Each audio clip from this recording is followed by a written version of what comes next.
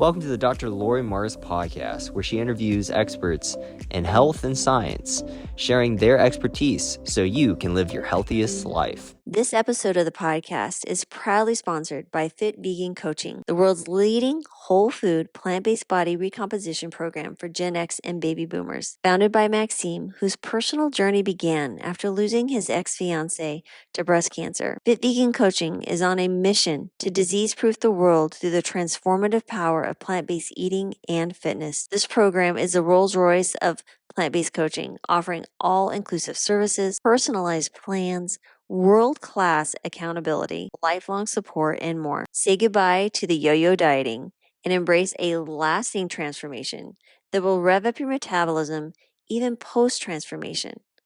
Ready to take charge of your health and vitality? Head over to fitvegan.ca, that's fitvegan.ca, and mention Dr. Laurie for exclusive bonus savings when you sign up. Don't miss this opportunity to join the movement towards a healthier, fitter, and more vibrant you. Are you tired of compromising between convenience and healthy eating? Look no further. Introducing Whole Harvest, your ultimate solution for wholesome plant-based meals. Whole Harvest is redefining the way you eat. Their meals are not only delicious, but also 100% whole food plant-based without any compromise. Whole Harvest takes pride in their approach. There's no oils, no added sugars, and low sodium. Plus, they have SOS-free menu items available. I recommend Whole Harvest to my patients. They need convenient and compliant meals that can be delivered to their home. At Whole Harvest, you can reimagine your favorite dishes with a plant-based flair and enjoy menu items like the All-American Burger, Harvest Lasagna, and Soba Kimchi Bowl. Whole Harvest meals are chef-crafted and made with high-quality ingredients, delivered straight to your door. And guess what? They ship nationwide, so you can enjoy whole food, plant-based meals no matter where you are. And here's an exclusive offer just for our podcast listeners.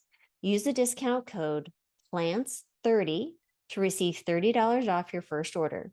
Visit wholeharvest.com and place your order today. Again, that's wholeharvest.com. Your journey to delicious whole food plant-based eating starts here. This episode of the podcast is proudly sponsored by The Healing Kitchen, your path to vibrant health. Immerse yourself in the transformative program, guided by the combined expertise of myself, Dr. Laurie Marbas, and Chef Brittany Giroudi, who has lost 70 pounds on a whole food plant-based diet. Here's what's in store for you. Virtual weekly sessions. Engage in an immersive 60-minute virtual session every single week, where you'll delve into the world of wholesome plant-based goodness right from your own kitchen. Cooking with Brittany the first half hour. Unleash your inner chef as you're captivated by Chef Brittany Giroudi's culinary mastery that will delight your taste buds and nourish your body. Medical Q&A with Dr. Laurie the last half hour.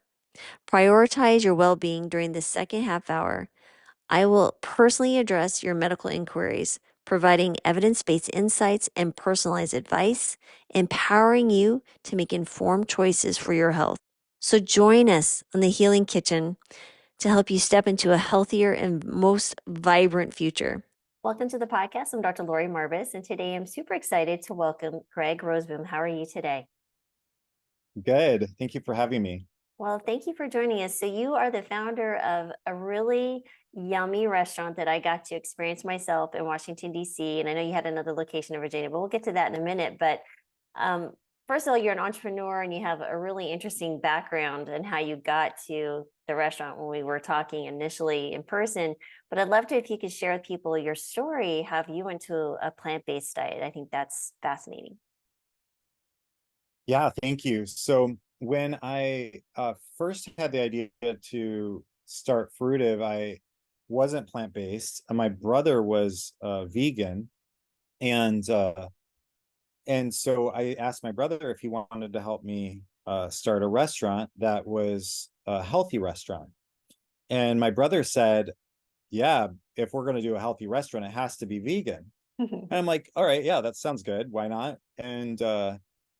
Um, and so it wasn't until after I started Fruitive that I started doing more research and started realizing the health benefits of eating mostly plant-based at the time. And it really took many years. It wasn't until I turned 40 about 5.5 years ago that I finally made the decision to go 100%. And so now for the last over 5 years now, I've been 100% plant-based. And I would like to tell a little bit more of that story later and the impact it had on my health. Uh, yeah, honestly, I would love to hear it now since we're kind of already here. Okay. I'd love to hear what Yeah. happened with your health because I think that's why a lot of people do it. You just kind of went in the back door, I think. Started a plant-based Yeah, restaurant and then went plant-based. exactly. So I the reason I wanted to have a little bit more time is because I want to go all the way back to when I was young. Mm, My parents, raised us with a pretty uh, kind of traditional American, but also my mom is from Peru, and she mm, didn't come to the United States until she was 20. So it was kind of like this, American food from my dad's side, but then my mom is making a lot, a lot of rice and beans and other dishes that did have fruits and vegetables. And my dad, I still remember being so irritated in the evenings because whenever the evening came around and us kids would say we're hungry, my dad would say, okay, you can only have fruits and vegetables if you're hungry. And it was just his thing. Like at night times he didn't want us to snack on chips and other things. It was like you can have fruits and vegetables, and we're like, oh dad, no. Well, my parents were always trying to get us to eat our salads. They were never like fully 100% plant-based, but definitely trying to get us to eat healthier foods. mm. And so this phrase, like eat your fruits and vegetables, was definitely a phrase that I grew up with. And I grew up hearing, but I, like many young people and teenagers, it wasn't like the phrase that I liked very much. um, and so let's skip all the way to when I had the idea to start a healthy restaurant and my brother was vegan. I thought, eat your fruits and vegetables. Like that's, to me, that's what healthy is Mm. eating fruits and vegetables, having, your plate full of, rice and beans and uh with greens and some veggies on top. So we now let me go back to when I was a kid again. When I was around 13 years old, I started getting headaches.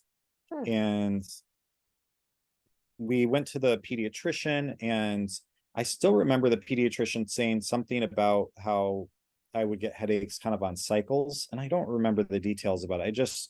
I would get headaches like pretty regularly, like, almost like in a cyclical pattern.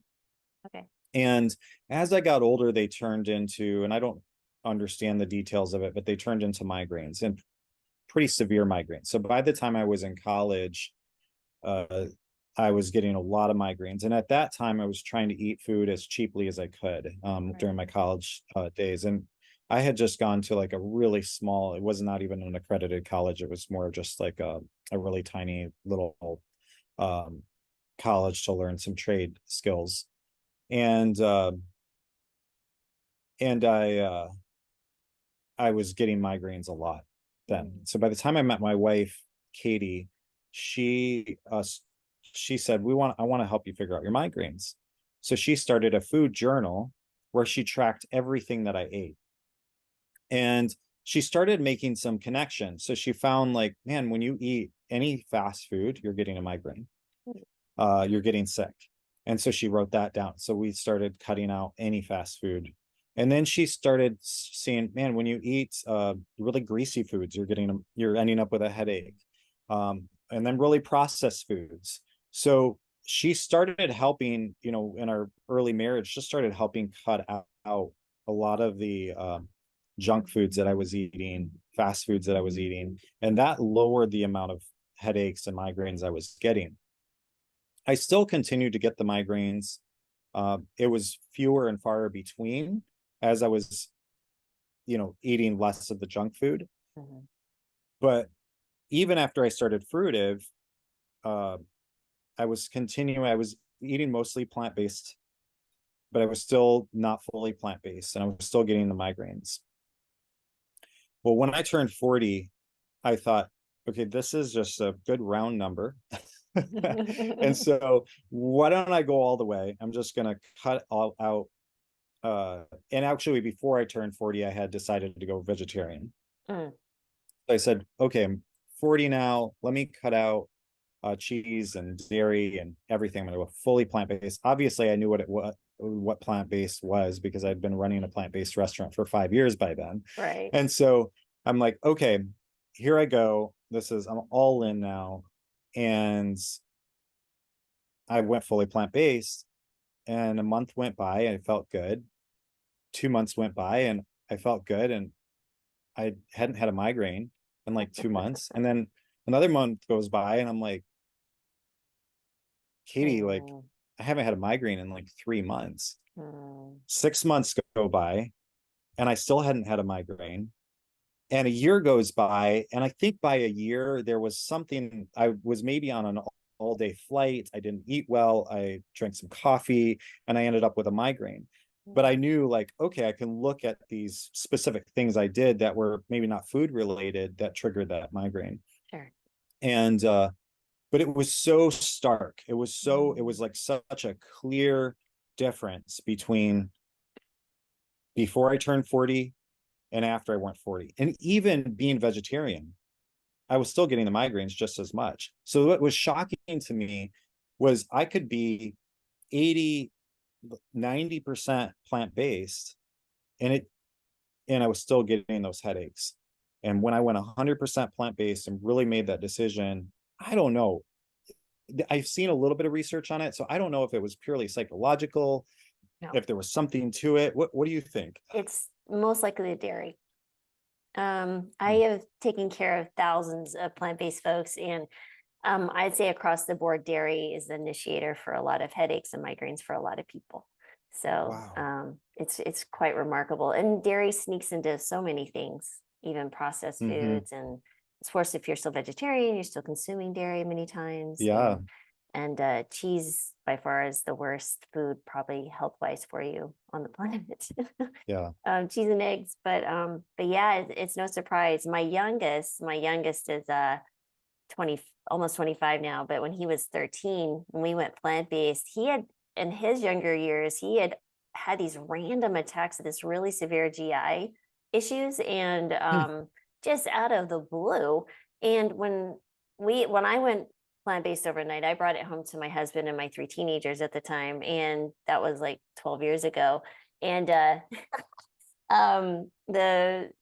the family's like, okay, but when Gabe would go somewhere and eat dairy, he got sick. And so then he put that correlation together. So he was like, man, no dairy for me. So it was really funny to see how my kids also went plant-based. But I know you have your wife and your family. Did they also go fully plant-based at this time?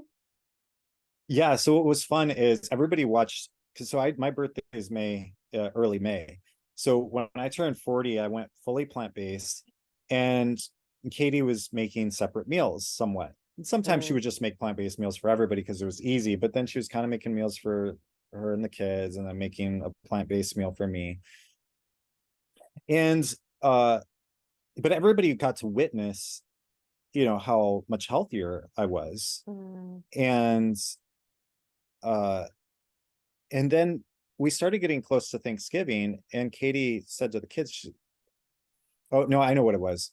Okay, so I'm sorry, I'm getting my dates off a little bit, but so they watched me be plant based May, June, and July, uh, and August, and so sometime in August, probably around this time when school was starting back up, she said to the kids, uh, what if we all go plant-based and we'll do it for 3 months? We'll do a 3 month trial, and we'll end the trial on Thanksgiving. And we're going to be with relatives, with our grandparents. We'll have the traditional, we'll plan on having that traditional Thanksgiving meal. And so for 3 months leading up to Thanksgiving, we're going to all eat plant-based. And all the kids were like, yeah, dad's doing well on it. Let's do it. So everybody's plant-based for 3 months, and Thanksgiving rolls around, and and Katie, and her relatives are there, and we have the turkey in the middle of the table, and I didn't touch it. And I think maybe one or two of the kids decided they didn't want any, but everyone else had turkey. Uh, and then the next morning there was leftovers in the fridge, and nobody ate the leftovers. And a week went by, and the leftovers were still in the fridge, and nobody had touched it. And we talked about it as a family, and we're like, "What's going on?" Like, and everybody was like, "We don't want it anymore.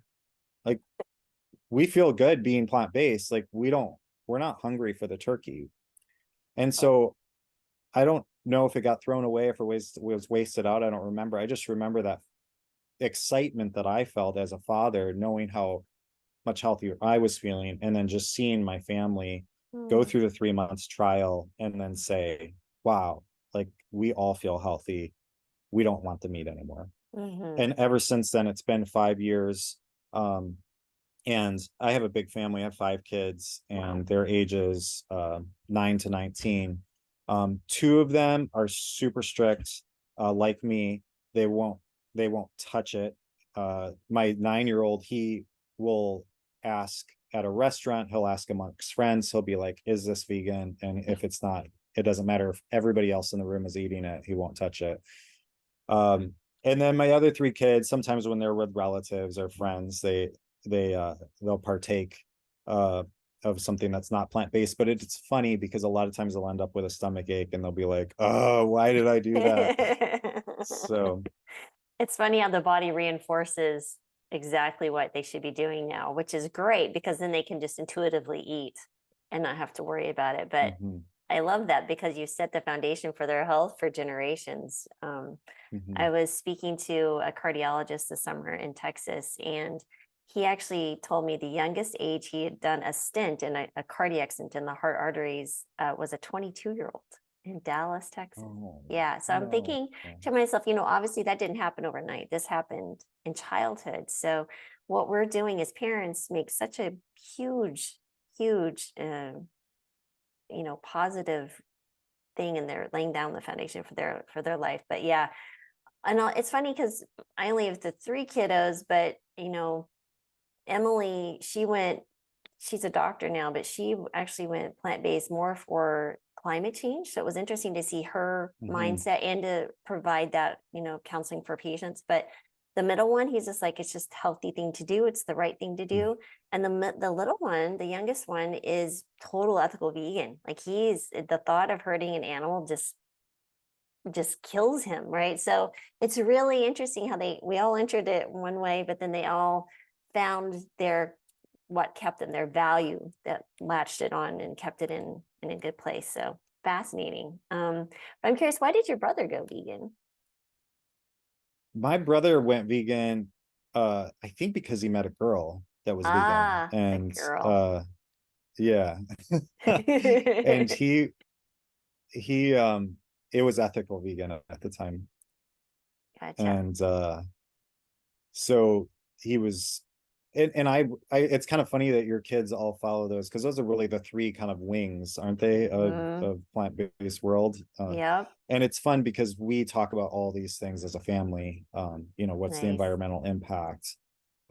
What's it doing to animal welfare and our bodies? And so Mm-hmm. I like to think of it as healthy, healthy, healthy, healthy for our Mm-hmm. bodies, healthy for the planet, healthy for the animal kingdom. So. It's definitely 3 wins, but I was a really pushy parent. So I was 41 when I went plant-based. And what was funny was I was determined that if you're going to make a decision, you're going to be fully educated and make this decision. So I made them watch documentaries. We talked about patients. I showed them research. Um, and my husband was really easy. He was like such a pushover. He's like, yeah, whatever, as long as you're cooking it, whatever, he'll eat anything. So that was great. But it was really fun to see what the kids did over time, because we also did that outside of the home. You guys eat what you want, but inside the home, this is what we're eating. And but it was really interesting because you mentioned Thanksgiving, and it was a really interesting conversation we had internally as a family. My husband was like, well, we should provide turkey and all the things for family. I was like, but for me, that's not showing love. I feel like that's providing food that makes people sick and promotes to say, I can't do it. I was like, I will feed them good tasting food, but it will be healthy. I just couldn't do it. That's good. It was like I literally could not physically bring myself to cook food that I know is not going to be well received in there and internally. But this gets back to Fruitive. I'm curious, so can you give a little bit of your business background and then how you transitioned to the restaurant business? Because I think that's a really interesting story too. Yeah, so I was raised in a home with an entrepreneurial parents, and my dad started a business when I was a boy, uh, in trucking and wastewater treatment. And so I grew up just kind of, my first memories of working was just like washing the floors at my dad's business, and then painting tanks, uh, and so just grew up in a home where hard work was celebrated, and we got to see the fruit of our labor. With my dad's business. And so when I first got married, I had my own little construction company, and then from there, ended up in a manufacturing. We were manufacturing at the time, 2008, 2009, 2010. Europe was passing laws to promote biofuels Mm. and to replace coal, and they were passing laws that were really trying to promote innovation and more environmentally friendly you know uh, energy production. And so at that time, wood pellets was one of the things on the list of biofuels that was accepted um, as an environmentally friendly option. And so I joined a small partnership and of other business people that were working on creating um, a wood pellet manufacturing facility in order to ship the product to Mm. Europe. Anyway, um, the I did that for a couple years and then sold out of the partnership. And it was at the time I sold out of the partnership. It was a That business was really stressful. It was difficult. It was there was a lot of tension between me and some of the other partners about what ethical business looks like. And sometimes, and I think it is that case with a lot of these uh new innovative things, you look back and you say, is this really good for the environment or or not? And so there was those questions that I had, like, okay, is this really what's best? And so as I was going through that internal struggle, I started thinking more about, like, what can I do with my time that is really going to have a truly positive impact? Not something I'm not sure about. Like, Mhm. but what is something I can really be confident in that is really going to have a positive impact on my community and on the world? And even though I wasn't 100% plant-based, I still believed that eating your fruits and vegetables was healthy, Mhm. and that eating at the time mostly plant-based was healthy.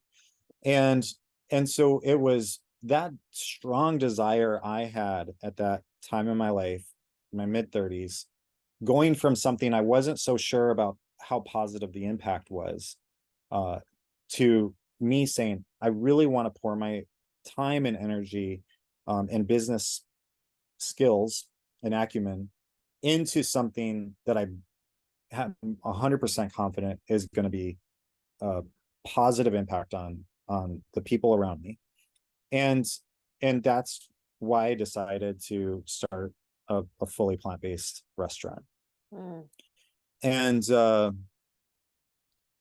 when I knew I wanted to be fully plant-based, and so I was trying to come up with a name of the business. And so I started searching for different combinations of the word fruits and vegetables. And I Mm. typed in fruit and veg, and I started looking at different name combinations. And then I typed in fruit, and I put a space, and I put VE, and I clicked search, and Google said at the top, "Did you mean Rude. fruitive?" And I was like, what does that mean? And so I clicked on it, and the first thing that popped up was the dictionary definition of fruitive. And it said, Fruitive, able to produce fruit or able to produce enjoyment. And I Oh, thought, wow, that sounds like the perfect name. It's a combination of these two words, fruit and vegetables, and able to produce enjoyment. That's what I want to do. that's awesome. And so I looked to see if the .com was available. Somebody had owned the .com, but they were selling it. So I bought the .com for $999, and that became the name of the vision that I had to start this fully plant-based restaurant that really celebrated fruits and vegetables, with the desire that I wanted to have a positive impact on every single person that walked through the door. Mm, Um, and uh, and so that was really, I look back at my history, and even through some of the struggles I went through and some of those questions I asked about, is this really good or not?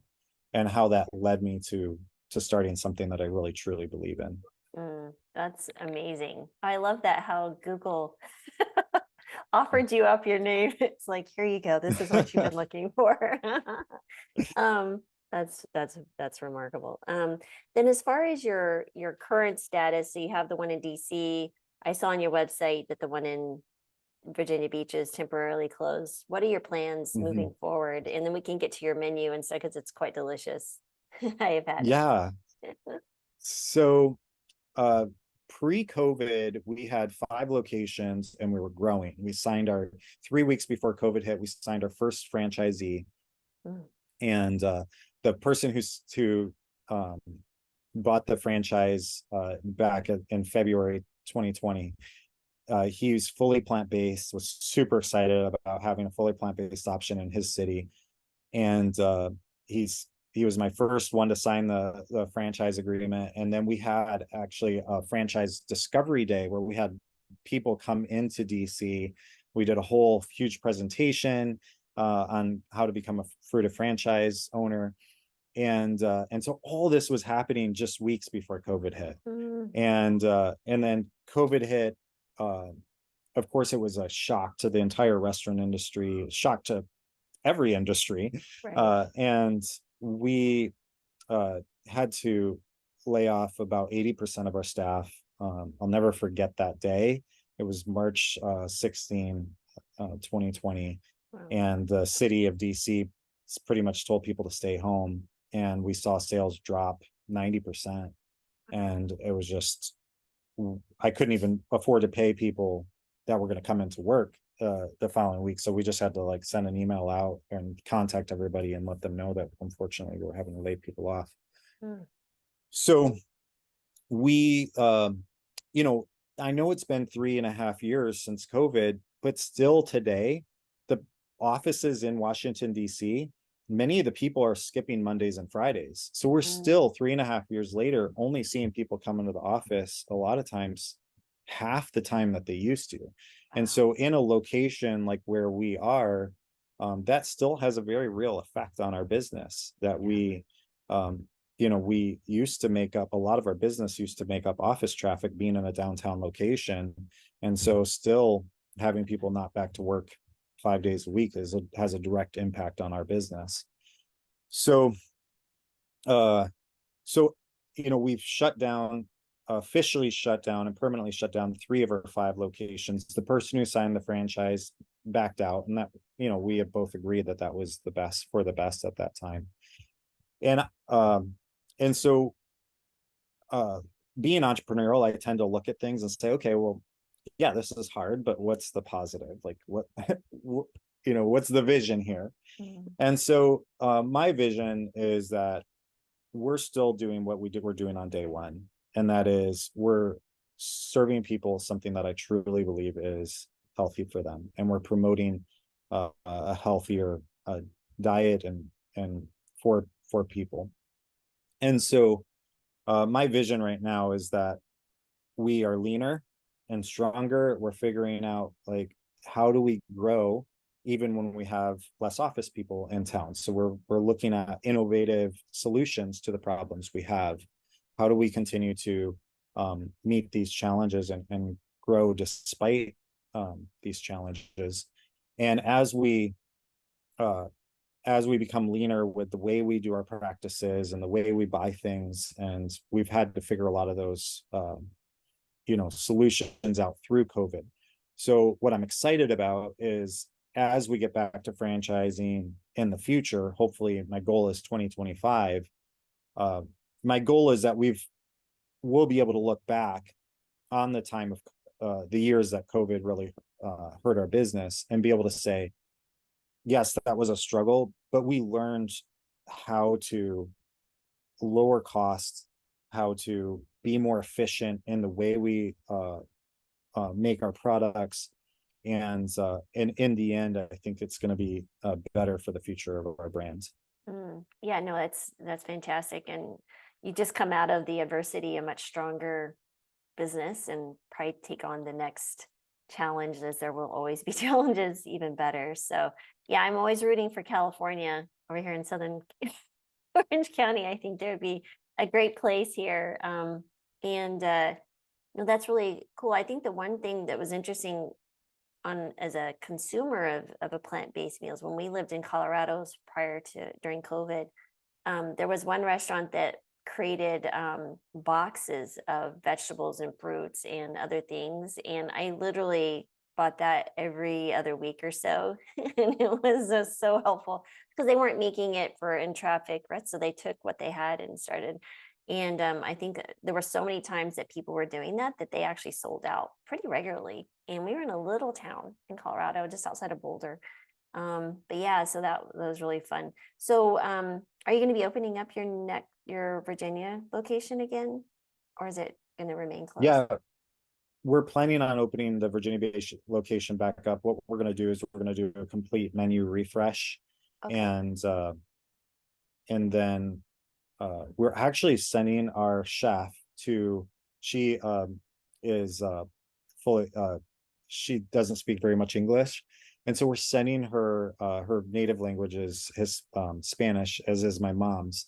And so my mom and our chef here in DC are flying to Monterrey, Mexico at the end of this month to go to a plant-based conference that's going to be in Spanish. Oh, So it's going to be awesome. a plant-based physicians conference. And we're super excited for our chef to go, because we just want her to be inspired on how do we continue to be innovative in making plant-based foods. And so our chef here in DC teams up with my wife, Katie, and they together are working on kind of going through the entire menu and kind of getting ready for our Virginia Beach location to open back up. Do you ever work with the Bernard Clinic and getting like prescription foods? Like, has someone write a prescription for plant-based foods and take it over to you guys? And Yeah, so when we had one of our locations was in DuPont Circle, which is just not too far south of where the Bernard Clinic is. And so when we were with that location, we used to see them a lot more. okay. Our current location that we have is a little bit further away from their clinic. Yeah. So unfortunately, we don't see them as much as we did at that location. But Awesome. Because one other thing that was really helpful when I lived in another little town. California's my 10th state, so I moved all over the country. But oh wow. Yeah, well, I was in Virginia. I was in the Air Force, so we're very familiar with Virginia Beach. But what was interesting is we had in the hospital, we'd write prescriptions for food as medicine, and people could get a discount or meals from the cafeteria specific to what we were asking them to do, or more plant-based options. So I, as a physician, would be tickled if I could write someone's like, hey, go to Fruitive and get these meals, and man, so I think that would be a fantastic way to help maybe drive customers your way for sure. But because all of your food is delicious, can we talk about some of your most favorite menu items? And because the smoothies were a savior. I had the wrap was also really good, but what else? What is your favorite?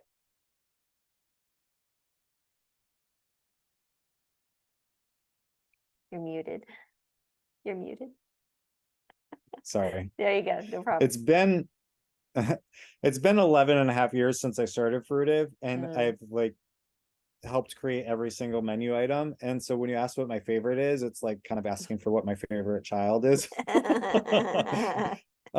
To a degree, a menu is definitely different than children, but there is that aspect of like, every menu item, like I Yeah. remember helping create that. It is funny though when I say that because there's certain menu items that I don't care for that much. Like I Mm, don't care for the taste as much, but they're a hit with customers. yeah, And so it's a good lesson that I don't have to like everything on the menu, and we can have customers that rave about it and think it's the best. right. Uh, all that to say, some of my favorites are the let me see. I'm pulling up our menu here so I can um, like I said, there's a lot of things on the menu, so I got to decide which one I'm gonna highlight. Uh, Yeah. one of my favorites is the Tuscan kale wrap. Mm, Uh, what I like about that is we do prep our kale. We massage it and get it so that it's um, edible. It's not that hard crispiness. So we get the kale massage so it's edible, and uh, we do the whole wheat tortilla, plant based, of course, and organic, with kale, sweet potatoes, quinoa, broccoli, chickpeas, onions, and then we make our own basil pesto, and then we make our own hummus. We add a little bit of cayenne pepper to that, and that one is most of the time, if I'm not sure what to get, I'll get the Tuscan kale wrap. mm, mm. And it's funny when I work at the register because if people are not sure what to get, I'll recommend the Tuscan kale wrap. And I was there a few days ago, and I think we had like out of like 15 orders, and half of them got the Tuscan kale wrap because I was like, oh, if you're not sure what to get that one. And so I do like that. And then uh let's see. I get we have the super berry bowls. And so when we first launched, I decided I wanted some acai bowls, but I tried acai bowls around the country and they were always so sweet. Mm, And they traditionally have honey on top. And I was like, okay, we're not doing honey right. because that's not plant-based. Um, and I don't want to add sugar. So we're not going to have it's not going to be super sweet. So I wanted to give it a different menu title Mm, so that people didn't expect like, oh, this doesn't taste like a traditional acai bowl. So I called them super berry bowls instead. mm, And our antioxidant berry bowl is actually our number one seller on the menu. mm. Um, it makes up a a really good percentage of our overall sales. Um, and and so the antioxidant we make with oat milk, acai, blueberries, bananas, dates, and that's all in the base. And then on top we put our house made plant-based gluten-free granola, banana, blueberries, strawberries, and chia seeds. Mm. All right, now I'm getting hungry. That's not fair. So when I mentioned the word gluten-free, I'm not gluten-free myself, but it's interesting from a restaurant being, running a health-focused restaurant, how many customers I thought it was just going to be a passing fad like Mm, 7 years ago. hmm. Um, but it hasn't passed. Like No. we have a lot of customers coming in and getting those gluten-free options uh, to the point where even though I'm not gluten-free myself, and from my research, and I'm not sure what you think about it, I haven't seen that it's necessary. But it is surprising to me the amount of people that are looking for that gluten-free option. What are your thoughts on that issue? Yeah, yeah, for sure. So I'm also not gluten free. And I have a lot of patients who are gluten free that have no need to be gluten free. So it's hard to say why they hook onto that. If anything, they're at least they're not eating less of the junk food, some of the processed foods, because there's so much added gluten to so many of those things. But yeah, I agree with you. I thought it would also kind of lessen in the patients that I would see speaking to it. And I was like, maybe one in 130 people have celiac disease, maybe a little bit more than that Mhm. have like a gluten sensitivity that is not Yeah, objectively being able to be measured. But honestly, the majority of people who are gluten free don't need to be gluten free. And it's just unfortunate because then they're yeah. missing out on some very healthy, you know, plant based foods and, whole Hmm. grains and barley and all that good stuff. So, yeah, I don't know. I don't know, but it's smart decision though, is from a standpoint in a restaurant. It makes a lot of sense because there's certainly a lot of folks who do it, and you can make obviously very healthy foods, obviously without gluten. But Yeah. no, this is great. So could you tell us where your location is in DC for those who are in the area and would like to come by? And we'll also put that also in your in the copy in the storyline below. Yeah, so we're just a few blocks east of the White House, right off of New York Avenue, and H Street, and we're not very far from the convention center.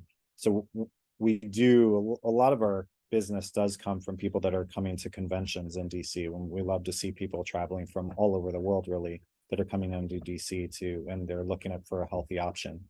So we're located on in City Center, DC, kind of in the corner, off the corner of H and 11th Street on Palmer Alley. And yeah, we'd love to see anyone come by and try it. We have salads, wraps, and liquid meals. That's what we call our smoothies. Produce blends. One of the things that we used to have on the menu is juices, and one of the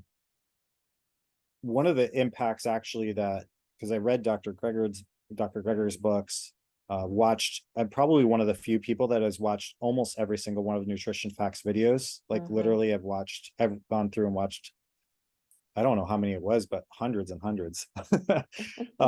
And I've read, you know, most of Dr. Bernard's books. I've read a lot of the plant-based books, and it was through reading those that I realized that juicing really wasn't maybe the best for people. So we actually, as a restaurant, we started off where in the very early days of Fruitive, a lot of people thought of us as a juice bar because we had the cold pressed juices and people were coming in for those. But it was actually reading the different books from plant-based doctors that caused me as the owner of Fruitive to say, wait a second, like, why are we making a product that they're not recommending necessarily? And they were recommending more smoothies so that way you're not throwing out the fiber. Dr. Greger, he pointed out that it's not just the pulp or the fiber that you're throwing out, it's all the micronutrients that are attached to that fiber. And so we decided we need to get rid of the juices. For the most part, we still use a little bit as ingredients, but what we do is we have produce blends where we take the produce and we keep them, we freeze them so they'll blend better. We'll freeze the produce and add it with a little bit of juice, and that's what we call our produce blend category.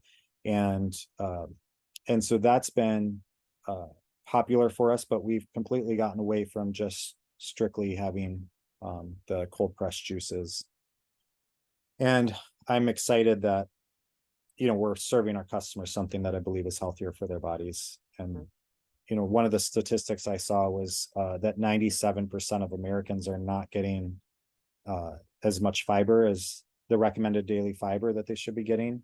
And I didn't want to be a part of continuing that trend by throwing out the fiber when we make cold pressed juices. And so I'm excited that now we're keeping that fiber in our produce blends. What are your thoughts on that issue? 100%. And also you'll see, because I get a lot of diabetic patients and who are trying to go plant-based and they think juicing is healthy. I'm like, no. I mean, there is some qualities of juice which obviously are better than like soda, right? But you will see an increase in blood sugars, and you're exactly right. You're removing the fiber and all the phytonutrients that are attached to those fiber, and out the door they go. And so I'm like, listen, and it's easier to drink too much calories in a juice versus like a smoothie or a produce blend, which I had your produce blend. It was the first thing I did. And I didn't know you were right across the street from the hotel. And I was like, because breakfast was on our own. And I was desperate. I was like, where's smoothie near me? I'll walk anywhere. And I was like, what is this place right across the street? And I was like highly delighted. And so then I think I had 3 or 4 meals there in my few days. So yeah, it was It was really good. So, but yeah, I agree. You want to keep the fiber intact. So you're absolutely correct in that assumption, 100%. So, well, this has been wonderful. And thank you so much for your time. And you guys check them out, fruitive.com. And if you're in the DC area, I definitely would recommend you guys stop by and check them out. But thanks, Gregg, for joining us today and sharing your awesome story. Thank you.